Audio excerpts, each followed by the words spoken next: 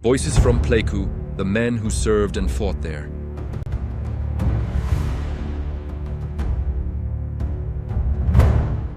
My name is Ronald Kuhn, K-U-H-N, also known as Ron. And I was in the military from 62 to 66. I was in Vietnam from 1965 to 1966. And I left Vietnam on July 4th, 1966. So that holiday extremely meaningful to me. First duty assignment was, after basic, of course, was up at Payne Field in Everett, Washington, just north of Seattle. Nice little place, nice weather for the most part, but it was a good assignment. And then in 1965, I did some TDY stuff around the world, but then in 65, I and a bunch of others from the security police area, we got assigned to, got orders for Vietnam. And I had no idea where the hell Vietnam was. I just caught what was on the news. Anyways, so looked it up and said, oh my goodness, it's quite some distance. But anyways, first duty assignment, we were down at Benoit for a very short period of time, and then found out that I was one of the 12 that volunteered to go up to Pleiku. Nobody asked me a damn thing. But anyways, so we got up there, and Pleiku was... They had the main base up on the top with the administrative people, and maybe the officers lived up there. Yeah, the officers lived up there too. But I was down right on the airfield, and my first duty assignment was at the hangar, and I'm looking at that hangar. What a piece of junk! It was out of World War II, honest to God.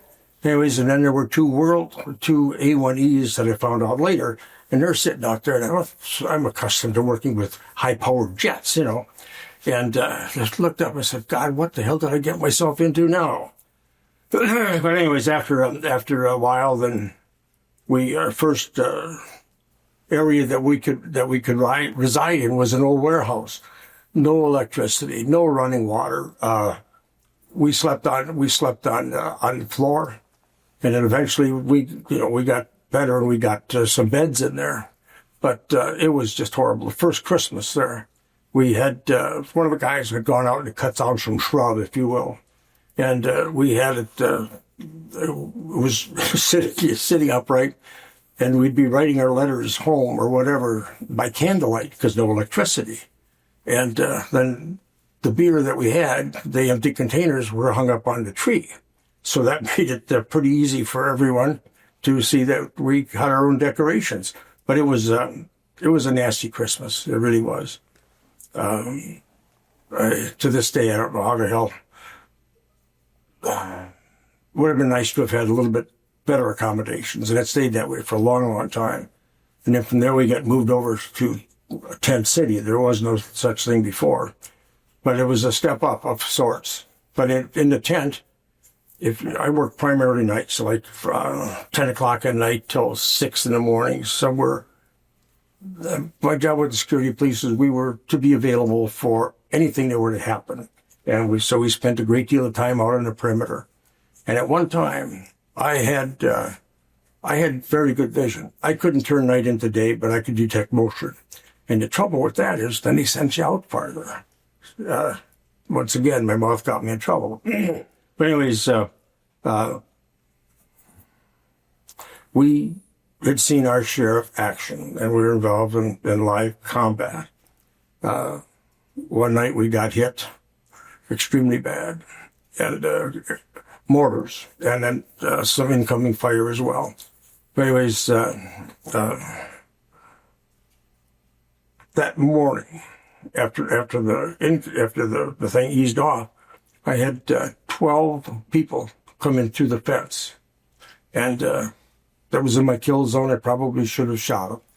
But I'm thinking, well, maybe there'll be something good to intelligence.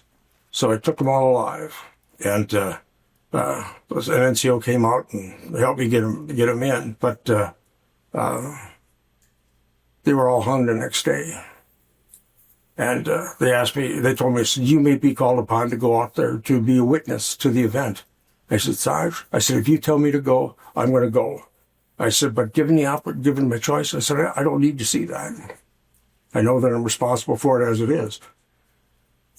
So anyways, after that event, they told me that I was put in for a Bronze Star, and, well, never heard anything more about it, so that probably went down the tubes. But anyways, another occasion, you know, I was out on the perimeter again, and I was seeing a red light, like it looked like a cigarette butt, out in the field and the rice paddy. And again, that's my kill zone. And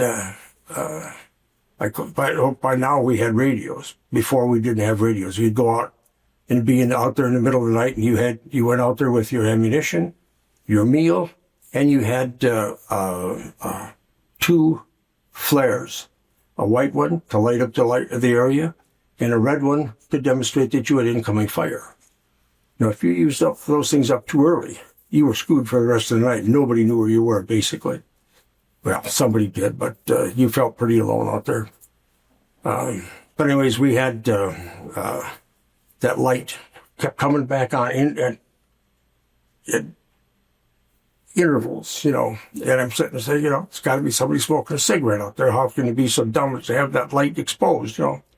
And at this time we had the radio, so I called it in, and I told them what I had, and they, you know, they're kind of chided me a little bit about being nervous or whatever. Anyways, they sent a strike team out, and I'm explaining to them right about where they're at. They said, I'm going to fire out there, and I said, you key into where I'm firing. And they said, well, we're not going to be able to see it. It's pitch dark. I said, you will. Because I had loaded up a couple of magazines with just tracer rounds, just for this situation. And so I could lay out a field of fire out there, and they opened up as well, and couldn't see anything, you know, until morning came, and then, of course, by then we were out of there. But they gave us credit for quite a few dead. And it was just blind luck, And we didn't have much for recreation when I was there. Matter of fact, virtually nothing. It was my folks had sent me some sausages, deer sausage, and you know, I set some out for the guys, everyone to have, and took some with us because we were going out to a lake that was nearby, and of course we're armed. We're always armed, and we were swimming, but there was a husband and wife and a young child. And we befriended them. It turns out that they were missionaries there. And, you know, I only saw them a few times, sometimes when they came into base or whatever. But I wonder if we to unload them from the damn body bags. Them son of bitches just massacred them all the hell, including them. Shit. Yet to this day, I believe, I can't shake it. I believe that it happened. I'm somewhat responsible because I befriended them. And logic says that that's not a thing, but in my mind, it is. It is. And but that little fur was all butchered to hell, and they were too. Makes you wonder if there's a God. It really does. And another night, we were involved in a pretty active firefight. And I didn't think I was going to see it tomorrow. That's how much stuff was coming in. Anyways, I started shooting some deals with the guy upstairs. You know, he said, "Get me out of this thing, and I'll never carry another gun. I'll never wear another uniform. I'll never miss church and all that other stuff." Well, I get home, and what do I become? A state trooper. So it shows you how good my word is. They say he's a loving God. I think I'm testing him. Yeah. But yeah, it was an interesting year. It really was, and it was an interesting year. May we circle back to a question I have? When you said you caught, what was it, 12 people that you caught? About 12. Well, who hung them? Was it the South Vietnamese? South Vietnamese. You turned them over to the South Vietnamese Army? And correct. So you captured the sappers that were trying to come in. I captured people coming in the fence, and I didn't find any. They didn't have any guns on them, and they didn't have any explosive type things on them. but they were coming in for some reason. Yeah, the South Vietnamese had a zero tolerance on a lot of that stuff. And I guess here in the U.S., we have a different valuation of life than the Asian culture do. Oh, yes. It's very cheap there. So how when you left the military, and I'm asking guys this, what was it like when you left and you came home? What was your experience when you left the military? Well, first off, I've been gone for 4 years, and all of my friends were gone. So it was like starting over. Nobody was the same. And I drank quite a bit. I truly did. And to the degree that my mom thought I was becoming an alcoholic. And I really wasn't, but I did keep a couple of distilleries going. So that was the good part. But though my friends were gone, and it was difficult to readjust. It truly was. Did you go straight into being a state trooper? Yeah. Well, I made it the first time up in... Which state were you a trooper in? Wisconsin. And it was the first... another guy and I were the first Vietnam veterans to be hired by the State Patrol. And I did it for 29 and a half years. Got as high as a division administrator, which is about as high as one could hope to get. Mm-hmm. And it was a good job. Most of the time I was dealing with people, 98% of the time, I'd say I dealt with people that made an honest mistake. But the other 2%, they made up for it, let me tell you. Mm-hmm. But yeah, it was an interesting job. It was a fun job. I enjoyed it and did what it is I'm supposed to do. What's it like for you when you come to a reunion like this and run into your old friends? I tell you what, a lot of people have asked that same question. And you're dealing with people that have all experienced basically the same type of things. Nobody talks about the bad times. You talk about some of the silly stuff that you did and you got away with. But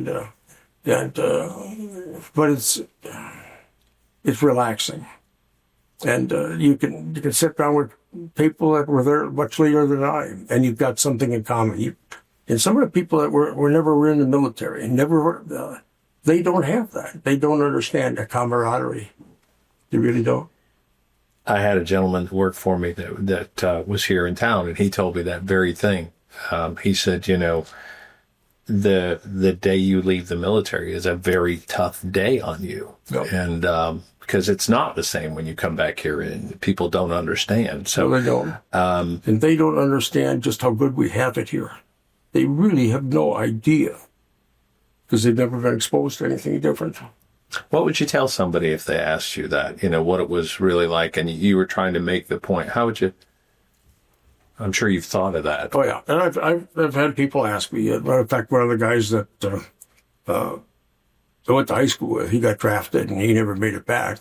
And he had asked me the same question. And I was as honest as I could be with him without adding undue fear. But I said, do what you're trained to do. You don't have time to think. You react. And I said, you do that and listen to your sergeant. You got a good one. And you should be okay. And you've got to believe in the people that you're working with. That if I get into a situation, they're going to be there. And they always were. And I reciprocated. And it was, when I went into the Air Force, I knew my dad had been in World War II. And I don't talk about what the hell happened in Vietnam. And I am not, nor am I sharing with you the nasty stuff. More than that couple. But it's a learning experience. We were at the very beginning. There was nothing there. And when we got there. Have you ever gone back? No. So I've had the opportunity many times to go back at no expense to me. But I said, no, I didn't want to be there the first time. I'm not going to go back the second time. There's nothing there that I need to see. Final question. Would you recommend to today's youth a stint in the military? Bear in mind, I'm looking at it from two perspectives, not only being a veteran, but also from the military, from being a law enforcement officer. Mm-hmm.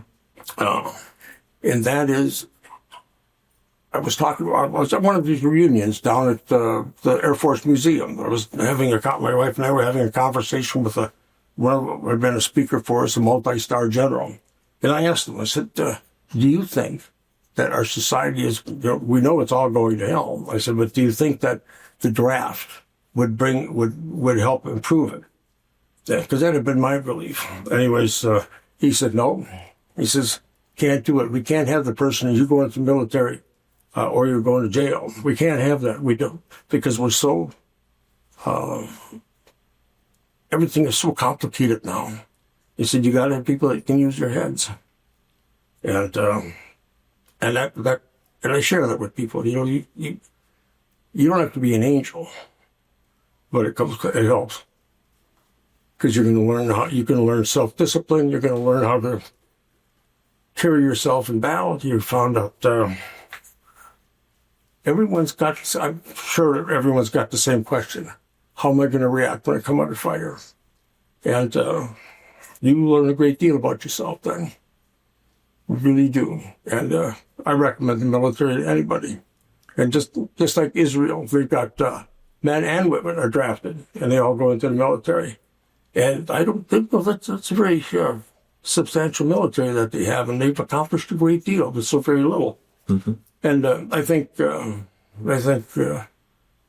we are improving because of all the things that we've accomplished. Another thing I share with you is we've all heard how World War II were the best of the best, and they accomplished so many things.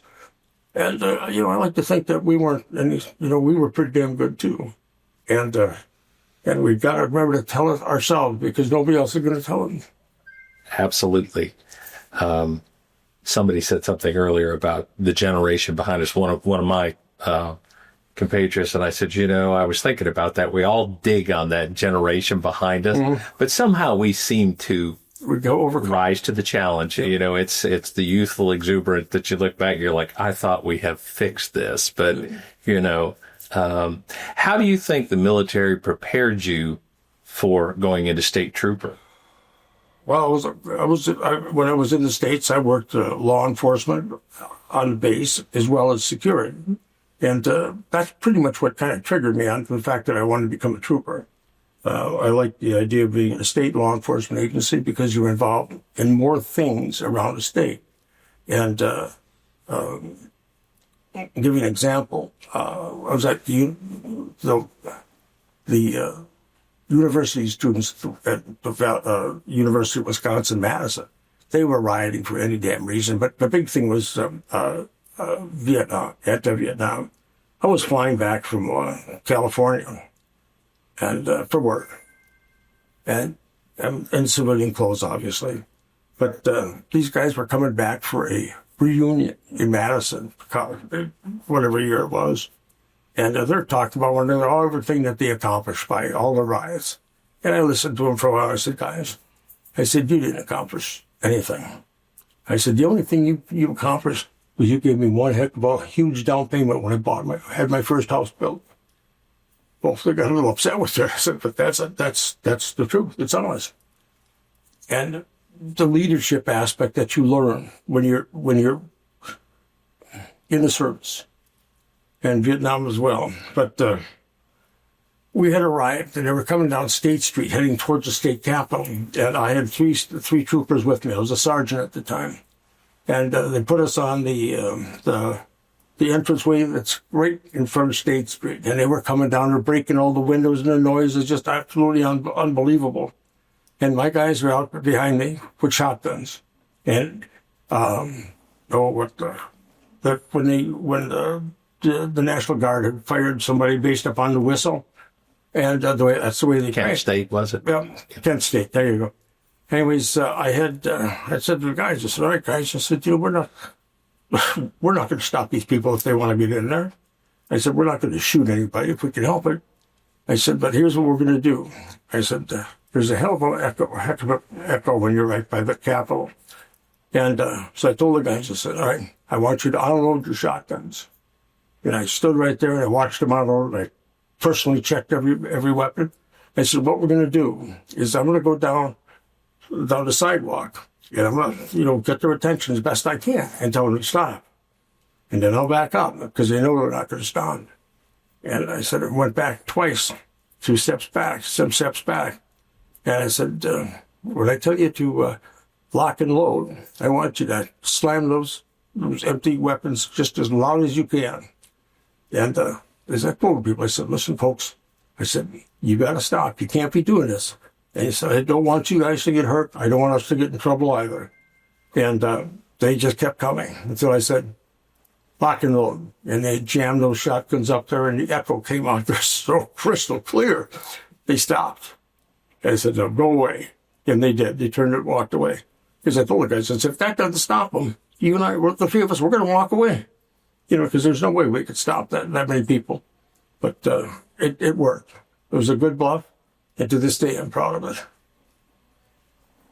And on January 31st, 1983, I was the on-scene commander to a prison riot in Waupun. I don't ever need that kind of pressure on me again. I had a cousin doing time there. And I asked her, when things calmed down, I asked him, I said, how's he doing? He said, well, here, I'll show you his record when he was been in jail there. He was as big a jerk on the inside as he was the outside. So, yeah, but don't ever need that kind of pressure on me again.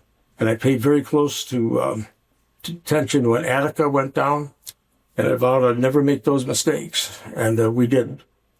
But yeah, we got it in, we cleaned it up, and we were out of there in about 24 hours.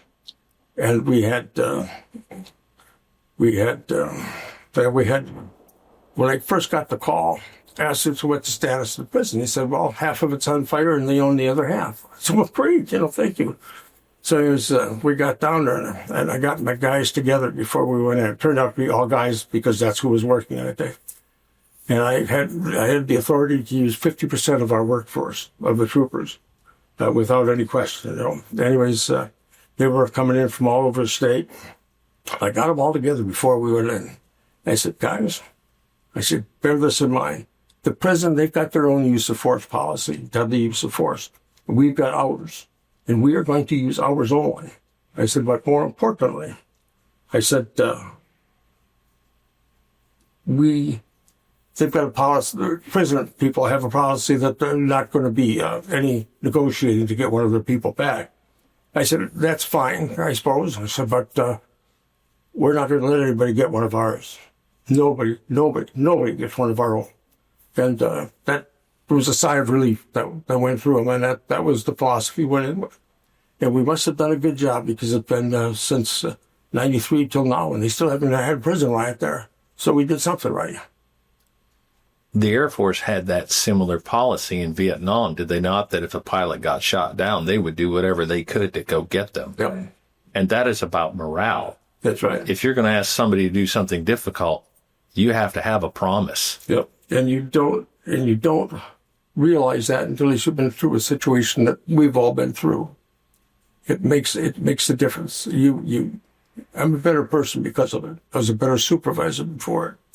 And I was very fortunate. I got as high in state government as one could hope to get. I got as high as a division administrator, which is higher than the colonels and all that other stuff with the patrol.